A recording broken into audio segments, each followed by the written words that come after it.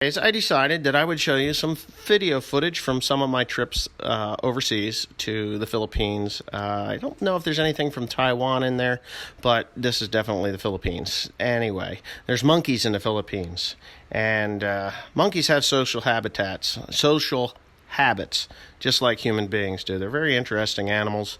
You come over to these things, and I'm not in a zoo. This is just along the road. If you roll the window down, them little bastards would jump in there. And you see I had rolled the window down a little bit, and then he came over.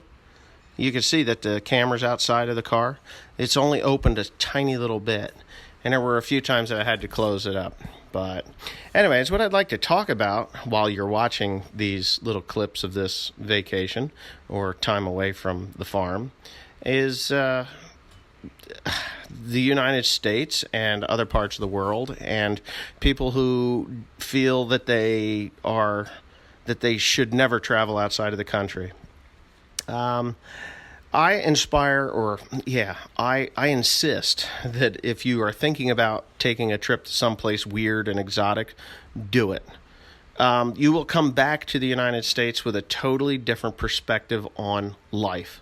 Things are different. And I'm not talking about going to Europe. If you go to Europe, it's beautiful. They're more than likely your ancestors in Europe, that you're going to see. I mean, if you're German, French, English, Irish, Scottish, anything, if you're from Europe and you're watching this channel, going to Europe is kind of like going home.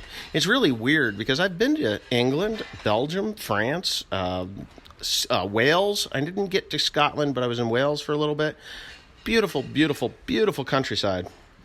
But when you step outside of that comfort zone of things that are readily available, and you step into, say, a third world country like this one that I'm in right now.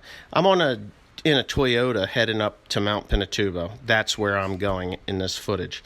These people that you see along this desolate ground, they live there. They live in the banana bush, as I called it. They're Ayatis people. That's the name of their tribe. Those are their animals, that cattle there. I think those are Brahma. I'm not 100% sure, but I'm pretty sure they're Brahma. Carabaos are used widely here in the Philippines also. And what I'm saying is, the first time I went to the Philippines, I went alone. I got on an airplane. I flew like forever hours away. I stepped off that airplane into a culture that I was not prepared for it. As much as I watched Travis Craft's videos and other people's videos, I can honestly tell you that the second I stepped off of that plane, I was like a dog shitting razor blades. I had no idea what the hell I had just gotten myself into, and I was scared. And it's okay to be scared. It's actually a thrill. And it's something that sticks with you like forever after that. What you're seeing, I mean, I'm sure there's people that are watching this and are like, God, what are you doing? Or what was this? Or what is this? This is actually the chiroplastic flow of Mount Pinatubo. If you see these mountains here, they're new. They were formed in 1991 when Mount Pinatubo erupted. This area was their forest industry, lumber, all came from this part of the Philippines, and as you can see, there's no lumber left. It was all burned up and destroyed when the volcano had erupted. So it's amazing how landscape can change. So we drive for like who the hell knows how long. If you see in this one part right here, there's a hole in the wall there. That's where they dig charcoal out of the ground, and that's where the trees were level with those. This, I think, is where they kick us out, and then I start to walk. Yes, I'm walking with a bunch of people that I have no idea who they are, and it's fun.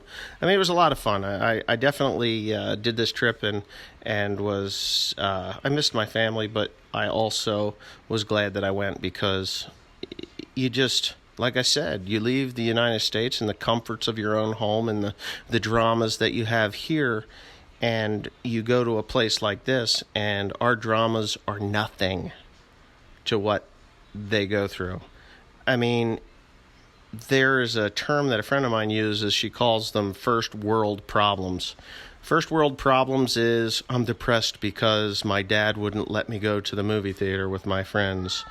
Third world problems, God, I wish I could get something to eat. Or, oh my God, how am I going to pay the rent? Or my children are going to be homeless. Those are third world problems. Yes, there are wealthy people in the Philippines, but the vast majority are poor. And but with all those poor people, they are some of the most friendly people on earth. Welcoming. When a Filipino invites you to their home to eat, go. There's more food there than you could ever imagine, and they are always smiling, love to talk, love to tell stories. Shy, but very inviting. And this is a Philippine amusement park that I went to. No electricity. There's electric there. They pull you up in this. This is just a swing, and it's a lot of fun, believe me. I was scared when I did this. I'm like, my God, I'm in a third world country strapped into something that is designed for people that are half my size and weight, and they're going to drop me. And I'm going to swing on these two little cables that are very, very thin. But I didn't die, so it was all good. And they have a photographer there. He takes your picture, and you got to buy it at the end. But it was pretty scary. But anyways, what I'm saying is step out of your comfort zone. If I can inspire one person to step out of their comfort zone, buy an airplane ticket. I'm not saying go to the Philippines. I'm saying go anywhere. Break away from what you know. Go off into the unknown and experience what other people experience. The United States is a great country. I love it. I love it here. I love my home. I love my country. I love what I do. But if you step out from the United States and you see the way the rest of the world lives, you will realize that we are such a, I don't want to say elite, but we have problems that the vast majority of the world doesn't have. Like, look at this. I mean, that swing, as simple as that swing is, they couldn't do that in the United States. There's too many laws, rules, regulations. We are not free here to do things that are maybe dangerous. But you can go to this place, and if you get hurt, it's your fault. It's your responsibility. There's nobody to sue. And this is a Philippine grain dryer, the highway. They take their grain, they put it out on the road, and the sun bakes it dry. And believe me, if you sat out in the sun long enough, you'd be baked dry too. But yeah, just the United States, like I said, is a very insulated place. We're relatively safe here. I mean, I would say 99% safe here, 99.99% safe from outside problems. Stop watching CNN, NBC, CNBC. They will paint the world in such a horrific picture that you will never, ever, ever, ever want to travel outside of the United States and fear that you're going to be blown up and bombed. That is just not true. There are places in the United States that I would not go to, and I'm sure anybody that's watching this right now would agree that there are places in the United States that you would not go to. Here's where they're harvesting rice. I think I put this footage up in a video once before, but that is their combine or their thrashing unit. They just shoot the straw out into the air, and the rice is separated that way. But don't believe everything you see in the news. Don't believe 1/100th of what you see in the news. I mean, I'm not Donald Trump saying, oh, it's all fake news. I'm saying, yes, you have to have your wherewithal when you are traveling overseas in a foreign country that the vast majority do speak English, but they don't understand everything you're saying. So if you're I went to the Philippines for another reason, that they did speak English there, but I found a lot of people that didn't understand what the hell I was saying anyway. And it's awesome there. It really is. Just anybody that wants to go, if you're looking for a trip, I have a place there, and if you want to go and have a neat trip, you can contact me and you can book a flight with us, and we'll see to it that you have a safe, fantastic time. There's so much to see in the Philippines and other areas, because once you're in the Philippines, you can go anywhere. You can go to Japan, you're 4 hours away. You can go to Australia, you're 5 hours away. You can go wherever you want to go from there. Thailand, like Hong Kong, 2 hours away. It's nothing. So yeah. If I can just, like I said, if I could just inspire one or two people to one person, all these videos would be worth it. I know there's a lot of people that think I'm some kind of a rich jackass. Well, I'll tell you, I travel on YouTube money.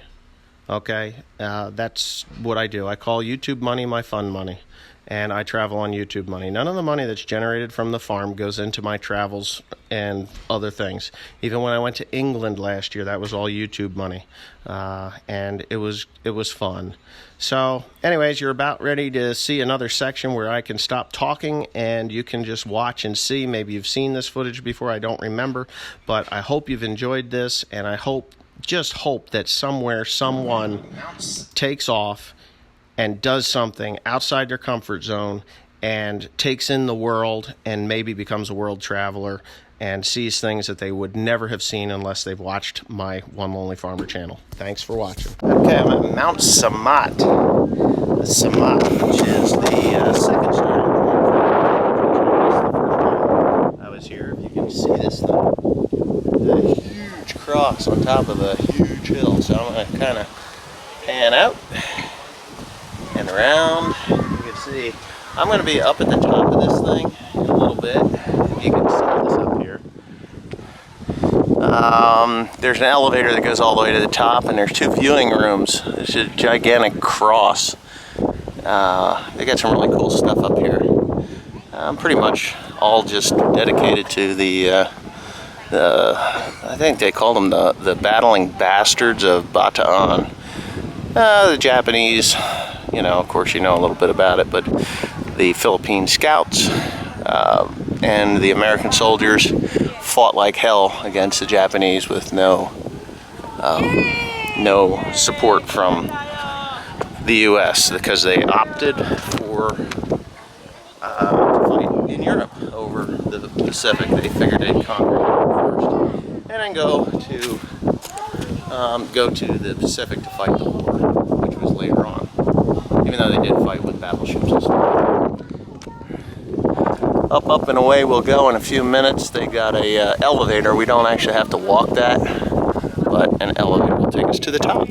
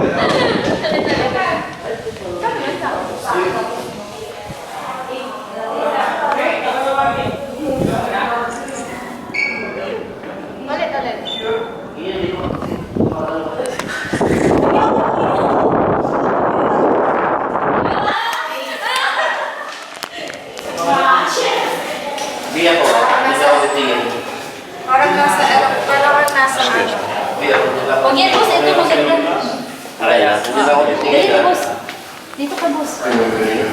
Gusto ko lang dito yun, maganda. Eh, tumingin ni boss. Ay, ako din.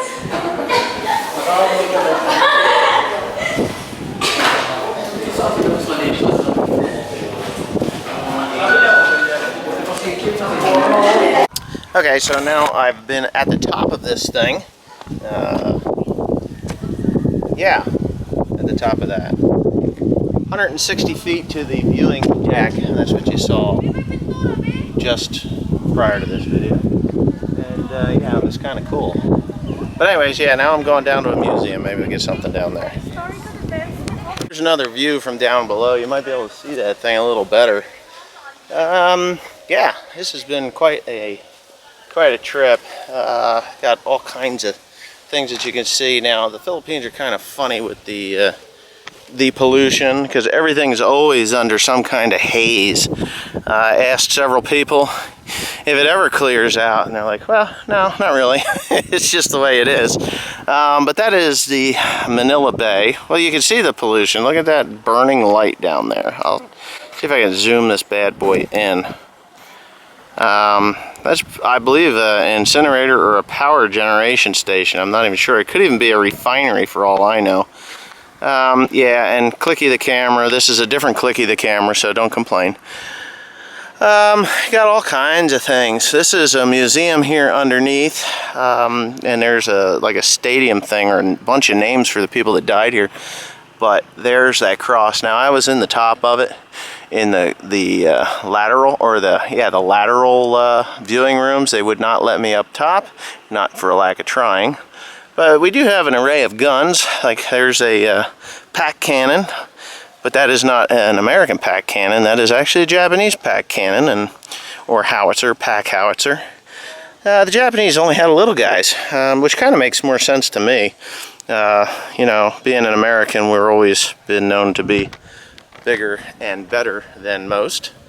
So yeah, and I'm not even allowed to go over to these guns, but we've got anti-aircraft, 50 cal, and then of course the I believe that's just a 50 caliber machine gun. There's actually two of them, and I'm not sure what that one there is, but I think that's left over from the Spanish.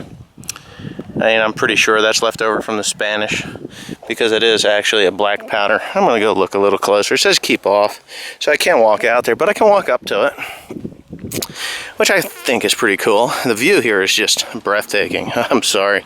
It is really cool.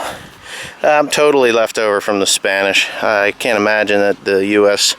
would even use that even after the Spanish-American War. But there, right there, is a really cool anti-aircraft 50 caliber water-cooled Browning machine gun. So yeah, pretty awesome. And that tree right there is pretty funky. It looks kind of like a pine tree, but it's not. And there is, I forget what mountain that is, but yeah, pretty awesome. Pretty awesome. We got some shells. Don't ask me what they were fired from, but I got a pretty good idea. They came off of a boat. I don't think, this probably was not even fired, but that's part of what they dropped on this island. I'm not sure if it's American or Japanese, but could be either or. Correct? Ready to leave the Mount Samat shrine. Did you see that behind me? Because they are painting the floor, I'm not allowed to go up on top. But there's all kinds of things around here that you can see. And I got a few pictures out of the museum, which was pretty cool.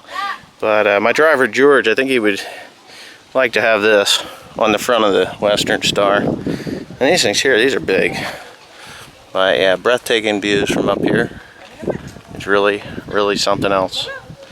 So I just went through through the museum, and that's some kind of stadium, and I think they pull those poles up and maybe a tarp or something goes over the top. I'm not sure. It could just be for lighting. Don't know.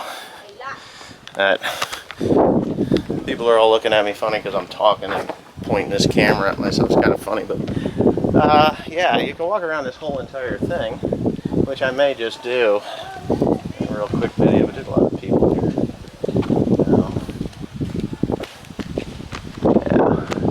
Yeah. It kind of tells a story as you go around. I wish I could get up top there, but they've got the floor painted. Hi, how are you? So, yeah. So as you go around, it tells you just a story of how it went down and what the Japanese did. Heroism in foxholes. It talks about the Philippine Scouts And, you know, what divisions were here. Crucial defense of Salian River Junction. I mean, it was brutal. It was just probably one of the brutalest places on the planet there for about 4 years. Oh, here these people are coming back again. I think I'm nuts. The Battle of the Pockets. So you had, I believe this was after, this might have been after we came back. I'm not sure. There's quite a lot of artwork here. Well, like I said, they're painting the floors. Wet paint. And, yeah, so you get to see, I'm just going to go right on around and bullshit a little bit. You got it on both sides. There's little placards and stuff dedicated to the men and women of the armed forces of the United States and the Philippines. Yep. Here's the death marches. This was actually the second start of the death march. First one was in Mariveles, and this was number 2, and a lot of people didn't know this, but there was 3. One set out from Manila, and they ended up in San Fernando, where I think, you know, they put them on rail cars. I'll make it all the way around. Hopefully I got enough memory on my stick, but oh sure. Get out of your way there. Hey, there's all kinds of people come here, whether they're Japanese or American or Filipino. Inside this museum here, I wasn't allowed to do any video, but it's been quite a trip. Now I'm kind of ending my trip now. I've got like 4 days left, and then I go home. So I guess today is probably the 14th. Anyways, thanks for watching.